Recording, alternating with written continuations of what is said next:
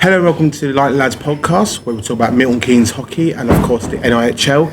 We have South Mason, we've got Brian and a special guest, Milton Keynes Lightning head coach, Tim Wallace. How you doing, Tim? Good to be here. Thanks for having me. No, honestly, thanks so much for coming on.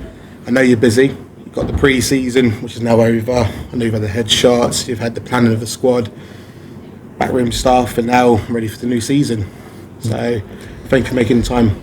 No problem. Yeah, you guys are doing your thing. Thanks for getting the word out of the Lightning and all the other organizations, the Thunder and the Hurricanes. And anybody else, you guys? We've got tomorrow MK Falcons. Falcons too. Don't forget the Falcons. Yeah. And then we've got the Jesters, Storm Wreck. So you're getting publicity for all of them. For all the whole Milton Keynes family. Because Milton Keynes don't think like MK Lightning 100% yes and Thunder a bit yes, but no one knows about the other teams. And of course, have we forgot any? Make sure you name all of them. No, yes. I think we haven't. There may be a couple, but I'll put that in the comments. So, well, good job. You guys are doing good. Thought I'd come by and help you guys out. So I know about five-ish years ago you had your first interview with Lightning. And of course it's been quite a while since. And then on top of that, new fans coming through the door every year. This season, a lot more season-ticket holders going through, and of course new children. So it's more like a catch-up and get to know you. Okay. And of course for myself, because 3.5 years ago I came into it watching a playoff game with Telford, my first ever game. And of course I seen everyone play, I was like, wow. And I saw you play, I was just like, I like him. Nice. Smart saying man. the right things, aren't I? Yeah. So, and also quick congratulations on last season, the playoffs. Absolutely incredible. First time in Coventry. Unfortunately, Brian, I missed it. He missed it. He was on holiday. That's all right. I went away. Thank you. So we'll dive in, get to know you. So you're from. There you go, Brian. Yeah. I'm not good with geography. Yeah, he's not very good at his geography. Now I know that you were born in Anchorage in Alaska. So how was that growing up, and what do you miss about Anchorage? Good question. Friends and family, are still up there. I used to spend all my summers going back there. So I left home when I was about 15 years old to play hockey. So I moved to Michigan, and then I would go back every summer to see friends and family. So it was obviously nice because the weather is okay. But winter time, I was a kid, but used to snowboard and play a lot. Played all the sports, played hockey, but yeah, just missing the friends and family, I would say the most. Yeah. So you just said that you used to play a lot of the sports. What sort of other sports did you used to play? Okay, I played baseball. I think you guys call it rounders, something like that. Yeah, something like that. Smaller bat, of course. Yeah. So I played baseball. That was really fun. A really fun sport. Played basketball, but that was the same season as hockey. So I was actually in high school. I played both. Oh, right. So I would go from hockey practice to basketball practice. Then I played football, soccer, football, and American football, I think that those are all. I played 5 sports, so those are all. I broke my arm in American football, and my mom wouldn't let me play anymore. Oh, yes. Most mums are like that, especially me when I broke my ankle. Yeah, so I chose hockey. Yeah, of course, as you said, speaking to hockey, how do you get into that fully, and also do you try any other positions as well? How did I get into hockey? So basically, like I said, I started playing when I was 8. Yeah. Actually, my neighbor got the gear on for me because my parents never really knew anything about hockey. So I remember him coming over to help me put the gear on. Then I just played all the sports and loved that one the most. Like I said, I had to choose from basketball and hockey, and it was. Basically, I couldn't even touch the rim in basketball. I was pretty good, but I just figured I could go further in hockey. Yeah. So that's why I chose hockey. And then, like I said, I just had to. I made the national team, so I left home at 15 years old to move to Michigan with a new family and So that was it was hard until about Christmas. Then I got friends with the guys, and it was hard work, but ultimately it paid off. Yeah, quite a dedication as well. Yeah, definitely. Missing the family as well, and of course. Did you try D-man, a bit of netmind? Did you try that as well? No. I played street hockey maybe once or twice, played goal, and I was afraid of the ball. So no, never played D, always played center or wing. Oh, nice. Cool. And of course, the NHL. So I know you played with the Pittsburghs, got into them, and of course you played with Tampa Bay. and Brian's knowledge is better than mine. Carolina, Yeah. and New York Islanders. Correct. See? Like, Nice how work. is that? Because that's the biggest grand Nice stage, work. isn't it? Oh, it's your, your ultimate goal as a kid. Yeah. And then once you're there, it's pretty surreal, and it's, I guess, awesome. They treat you well, a lot of fun. But then there's some nerves that go in it. You don't want to get sent down. You don't want to have a mistake. But it's what you, as a kid, when they ask you, what do you want to do when you grow up? It's play in the, I actually said NBA or NHL, one of the two. I didn't know, but I wanted to be a professional athlete. You finally make the goal. It's an unbelievable feeling. No, incredible. And of course, did any players that you looked up to back in your day, and of course, even now?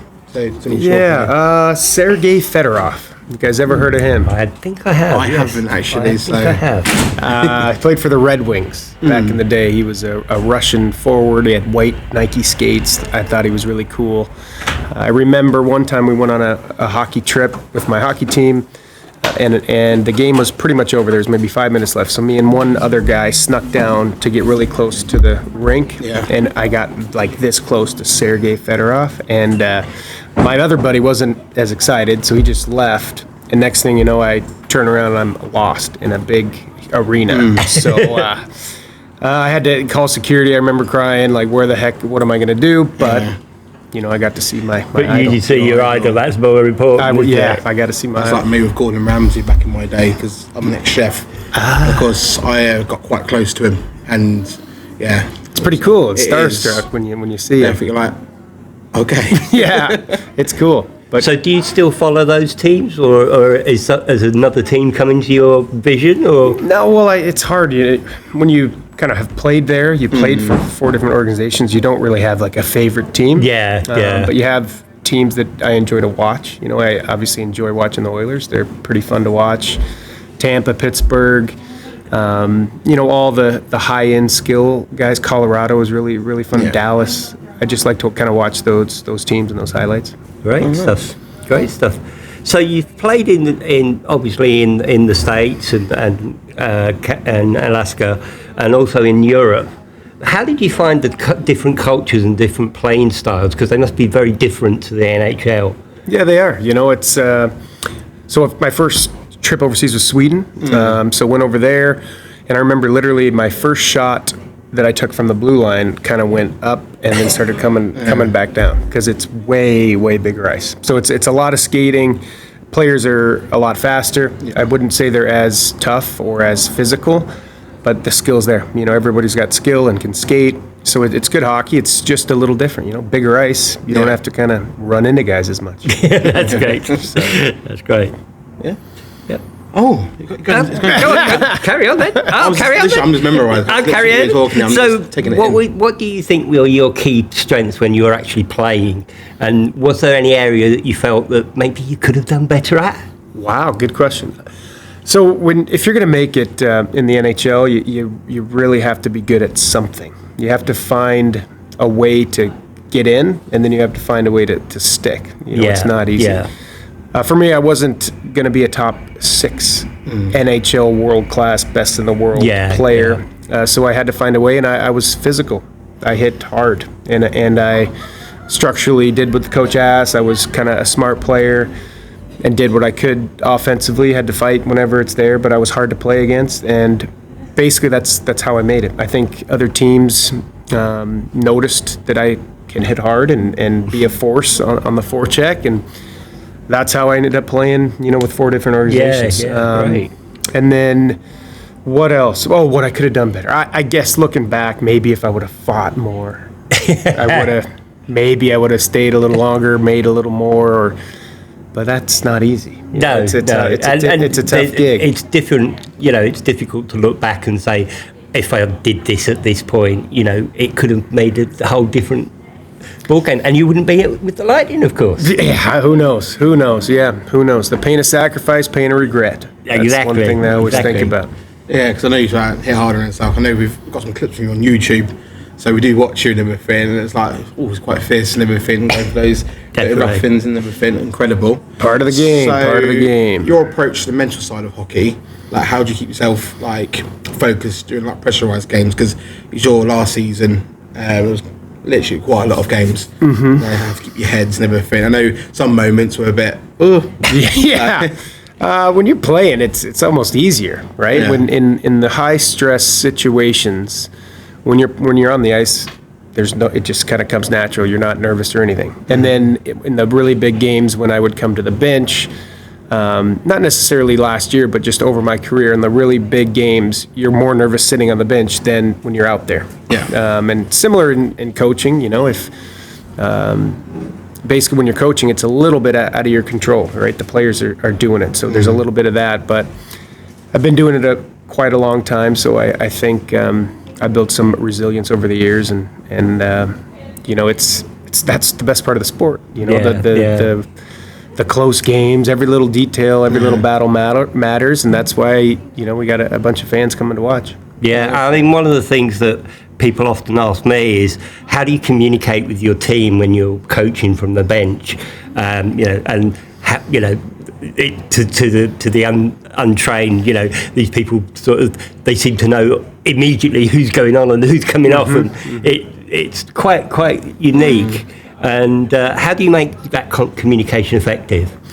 Well, you just tell them early and loud who's going out next. Is the most important thing. It's not. They've been doing it for a long time. I've been doing it for a long time, but I'd say the only way to make it clear and obvious and smooth is you have a plan. You say it early, and then make sure everybody knows. Yeah, great stuff. And of course, how do you adapt your game plan when facing a particular opponent? Because like different teams, I know some teams like Swindon hit hard, and of course they've got a smaller arena, and of course other teams are a little more fast and everything. Like how do you adapt? Yeah, so you watch video throughout the week. Yeah.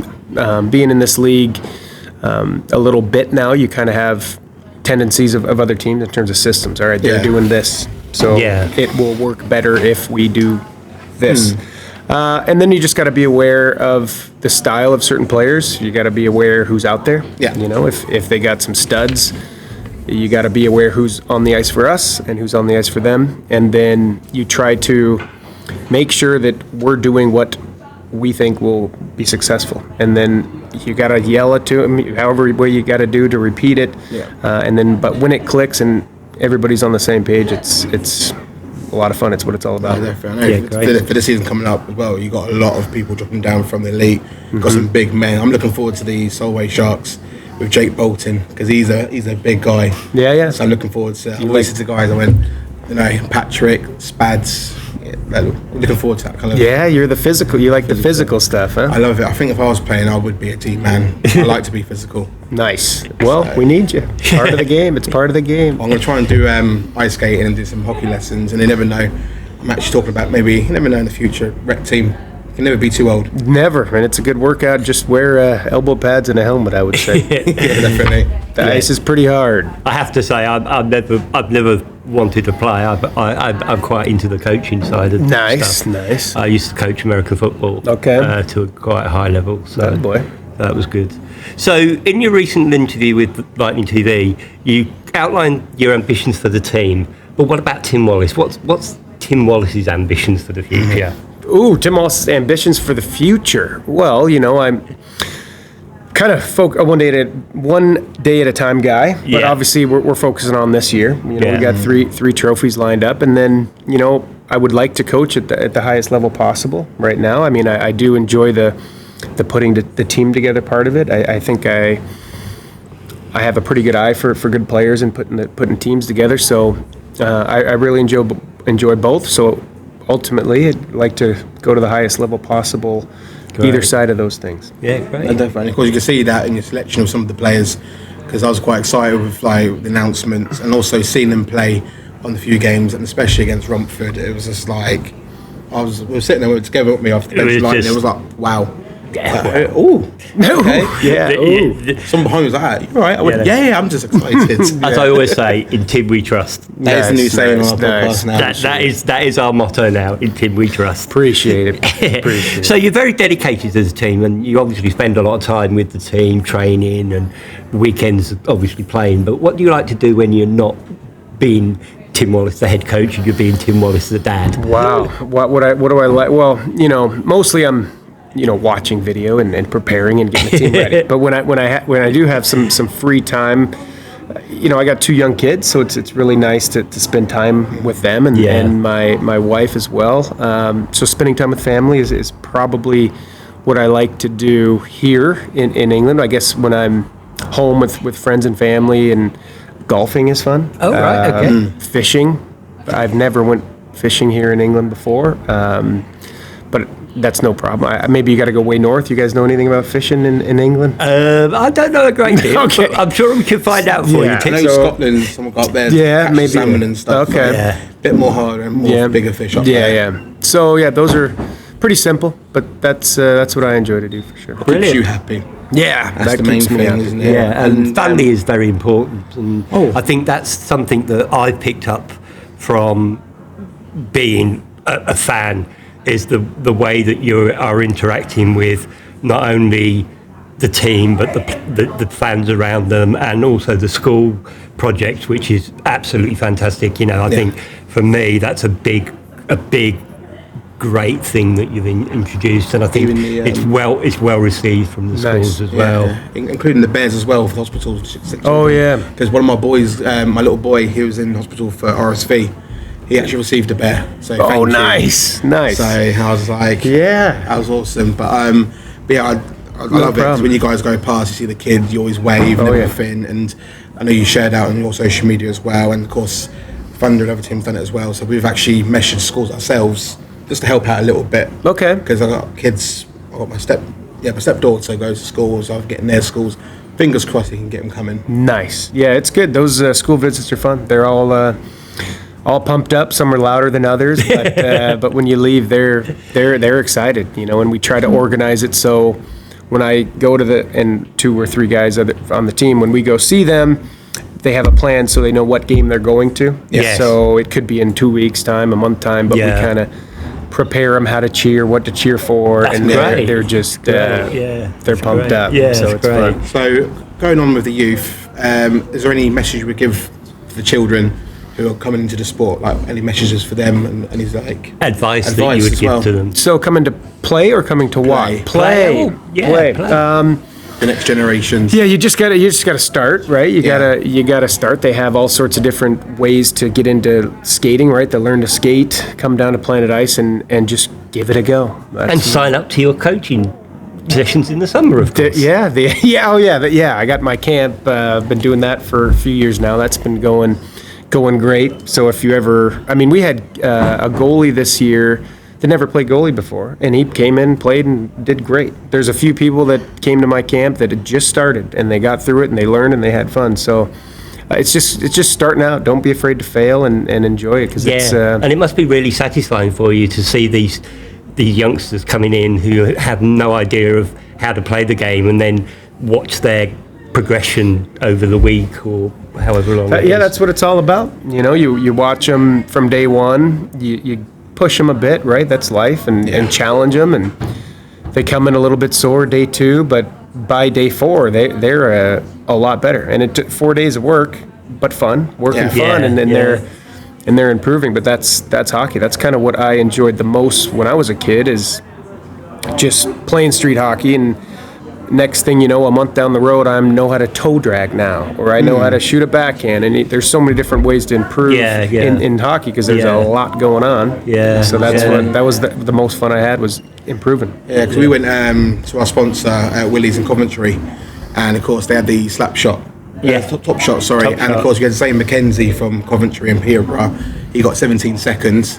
I've never even hit a puck in my life, and I was only 5 seconds off him. Nice. And he saw it, I was aiming, I was doing well. You did well. That's why I want to try and do ice hockey. Okay, just try. Bit too hard to get into light and everything, and then of course I'll be breaking in half. Yeah. It's a good sport. Give it a whirl. Best sport in the world. That's it. Yeah, definitely. It only took you 3 years? Now you're hooked.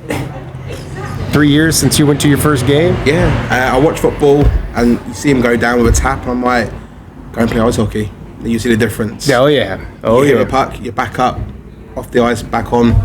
And I remember my coach as a kid, if you were hurt, you laid down, he's like, you better be really hurt because I don't want to have to come get you.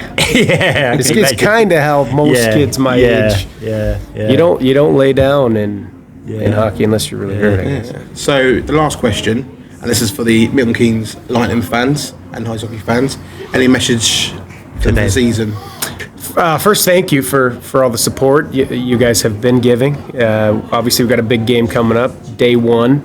I'm really excited for getting back, playing a real game. But you guys have been unbelievable. Keep doing what you do, and we'll try to get some wins for you. But ultimately, we're gonna work hard. But you guys are obviously the best, arguably in the country. So we're very thankful. We really appreciate it. Let's just keep the train rolling. Thank you very much. Yeah, and you heard the boss. And of course, wrap it up there. Please like and subscribe our YouTube channel. And other than that, thank you, Tim. Thanks a lot, guys. See you later, guys. Thank you.